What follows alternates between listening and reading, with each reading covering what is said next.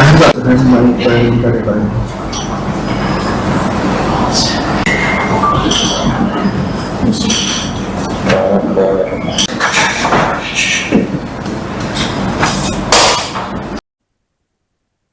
Disaster Victim Identification atau DVI Polda Kalimantan Timur berhasil mengidentifikasi 3 korban meninggal dunia dalam peristiwa kecelakaan kapal feri di Pelabuhan Semayang, Balikpapan. Pengumuman hasil rekonsiliasi identifikasi disampaikan oleh PLH Karungkit Rumah Sakit Bayangkara Balikpapan, yakni AKBP Imade Swanda Menara, didampingi Kaur DVI Muh Irfan Siregar, dan Inafis Polresta Balikpapan Brigpol Muhammad Iqbal, tepatnya pada pukul 16.25 waktu Indonesia Tengah, di Rumah Sakit Bayangkara Balikpapan pada Selasa 27 Januari. Dalam keterangannya, AKBP Imade Swanda Menara menyampaikan duka cita atas meninggalnya para korban, serta mengapresiasi kerjasama tim gabungan dalam proses identifikasi.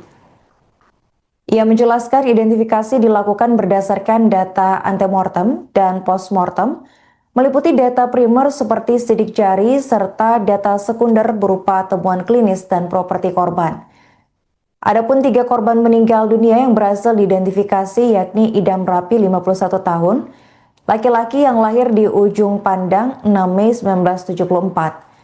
Teridentifikasi berdasarkan data primer sidik jari yang dinyatakan sesuai oleh tim Inafis.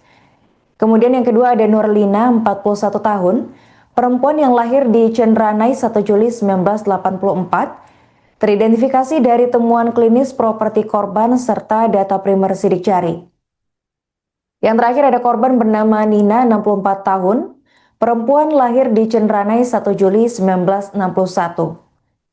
Teridentifikasi berdasarkan data sekunder, temuan klinis berupa ciri khusus di dahi, properti, serta data primer sidik jari yang dinyatakan sesuai. Sementara itu, pihak Rumah Sakit Bayangkara Balikpapan juga mencatat adanya korban selamat yang mendapatkan perawatan medis, yakni Rosnaini, lahir 31 Desember 1983, asal Wajo. Kemudian ada Hajah Nurma, lahir 31 Desember tahun 1962, asal Luwu. Kemudian ada Nur Asisah, lahir 8 Oktober 2015, warga Balikpapan. Hingga kini pihak kepolisian dan instansi terkait masih melakukan pendalaman terhadap kronologi serta penyebab kecelakaan kapal feri tersebut, sembari memastikan seluruh korban tertangani secara medis dan administratif sesuai dengan prosedur.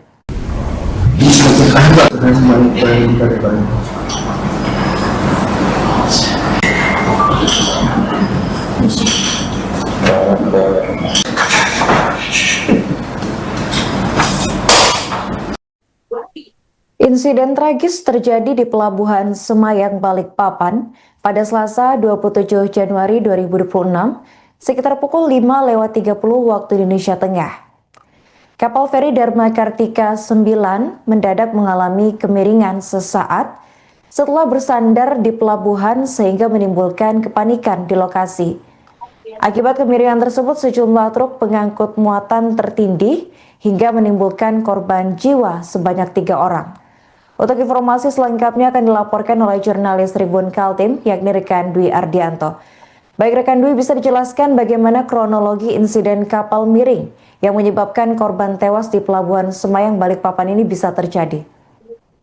Ya, rekan Arin, saya jelaskan dengan saya Dwi Ardianto, jurnalis tribunkaltim.co.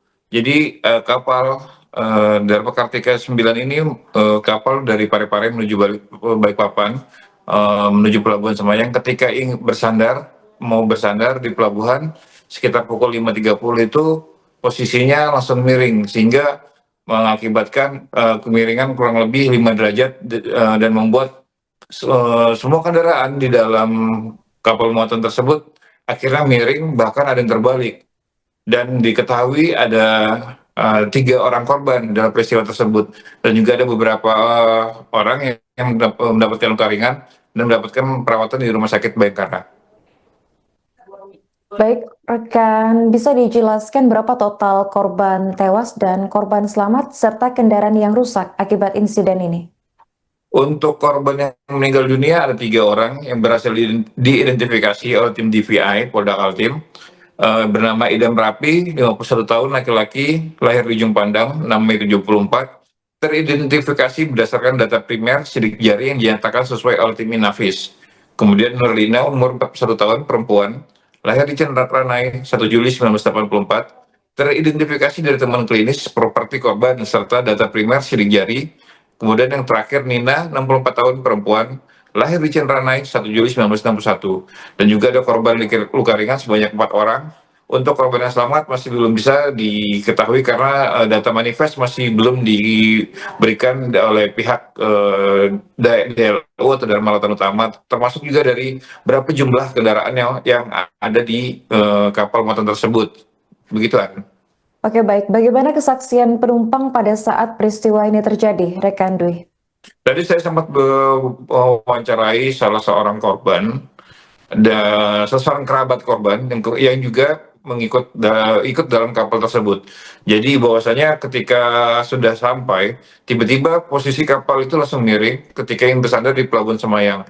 Dan yang menjadi korban itu ketika sudah ingin bersandar di pelabuhan, dia buru-buru masuk ke mobil pribadinya,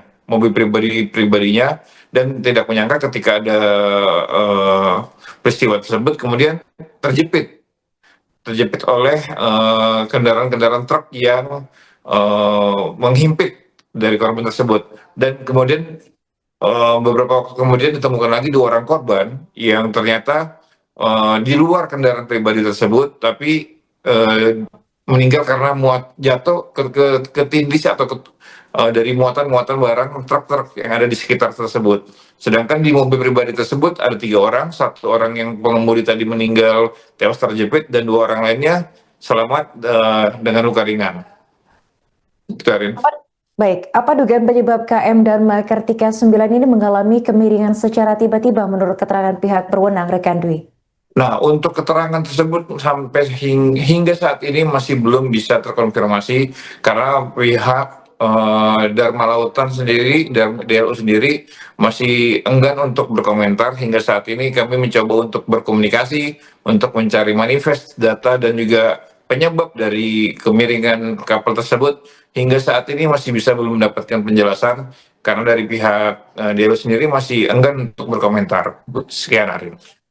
Baik, bagaimana proses evakuasi dilakukan, rekan Dwi? Apa hambatan yang ditemukan pada saat proses evakuasi berlangsung? Oke, berdasarkan pantauan Tribun Kaltim.co tadi di lapangan, evakuasi terhambat dari pagi pukul 6 waktu Indonesia Tengah hingga pukul 12:20. Itu baru bisa evakuasi korban yang pertama. Disebabkan karena kondisi korban terjepit di antara terjepit di antara truk-truk yang bermuatan banyak. Sehingga jadi tadi itu muatan dari truk itu dievakuasi dengan dievakuasi keluar dan ditunggu di luar dengan truk-truk yang lain, dan proses itu yang membutuhkan waktu yang sangat lama, sehingga untuk proses evakuasi korban pertama tadi sangat lama sekali, kurang lebih sekitar dari pukul 6 hingga pukul 12:20 waktu Indonesia Tengah baru bisa dievakuasi. Terakhir, rekan Dwi, bagaimana respons dari pihak terkait atas kejadian yang memilukan ini? Apakah para korban nantinya akan mendapatkan asuransi? Ya, tadi juga di TKP saya bertemu dengan petugas Jasara Harja perwakilan Kalimantan Timur, langsung merespon insiden laka laut di Pelabuhan Semayang Balikpapan yang melibatkan KM Dharma Kartika 9. Manajer pelayanan Jasara Harja Kalimantan Timur, Teguh Yuta Fitra, mengatakan pihaknya membagi personel menjadi 2 tim sebagai bentuk kehadiran negara dalam penanganan korban. Ketika mendapat informasi langsung dibagi menjadi 2 tim, 1 di TKP kemudian 1 lagi di rumah sakit. Untuk informasinya dia belum bisa berbicara banyak, menunggu informasi berlanjut dari instansi yang berwenang, tapi yang jelas sudah hadir sebagai wujud hadirnya negara. Terkait santunan, Teguh menjelaskan bahwa korban meninggal dunia akan mendapatkan santunan sebesar 50 juta yang diberikan kepada ahli waris yang sah.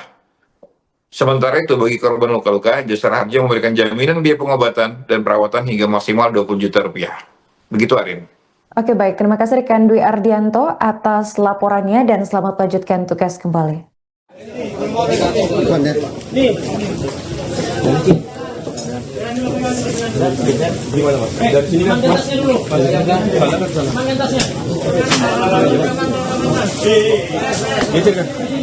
Buka jalan, jangan videokan dulu, clear.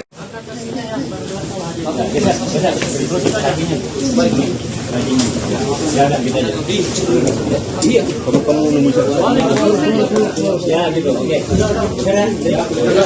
Tuh, dua. Masuk dari corona.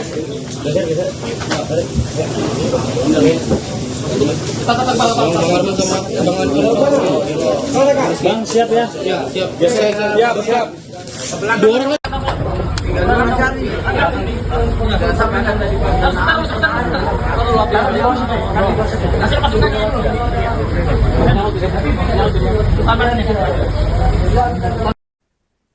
Tim SAR gabungan kembali menemukan satu korban tewas dalam kecelakaan KM Dharma Kartika 9 yang mendadak miring saat bersandar di Pelabuhan Semayang, Balikpapan pada Selasa 27 Januari 2026.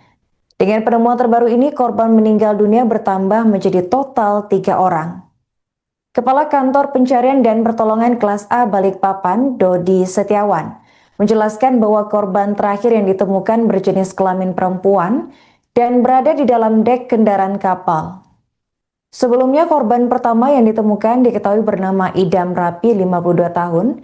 Idam didapati tim SAR dalam kondisi terjepit di kendaraan pribadinya. 2 jam setelah penemuan tersebut, tim SAR kembali menemukan seorang korban perempuan yang tertindih boks peti berisi sayur-sayuran. Tak lama berselang, korban ketiga berhasil dievakuasi di lokasi yang sama. Dodi menambahkan 2 korban terakhir diduga kuat masih memiliki hubungan keluarga dengan korban sebelumnya.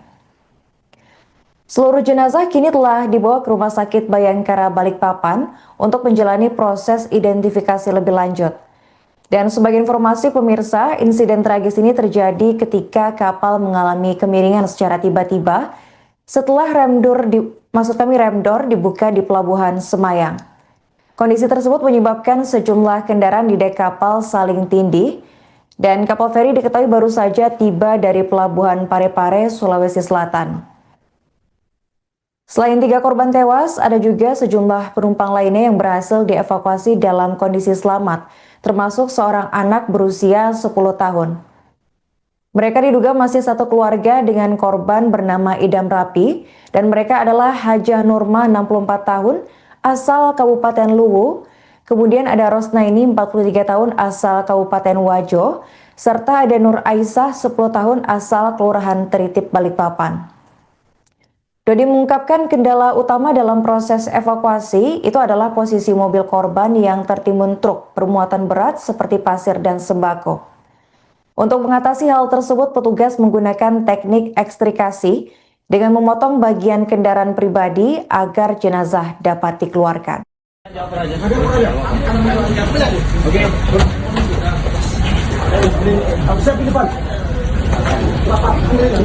Pelan-pelan ya. Licin, jalanan licin, pelan-pelan.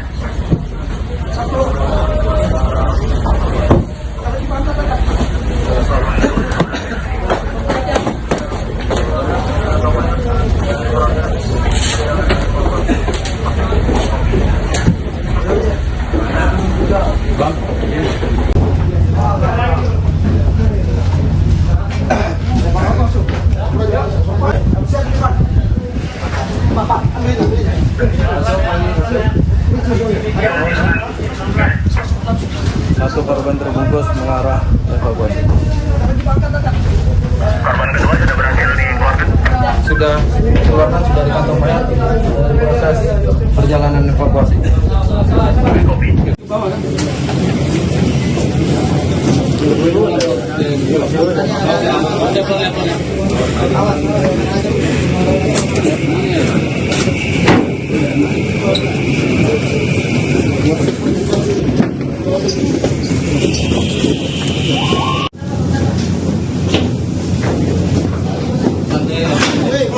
Pelan-pelan Mas.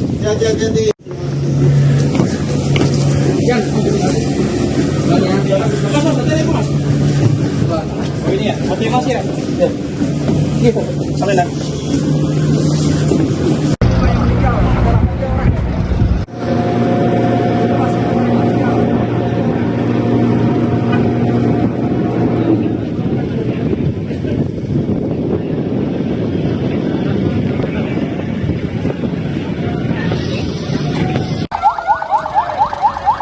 Download Tribun X sekarang. Menghadirkan lokal menjadi Indonesia.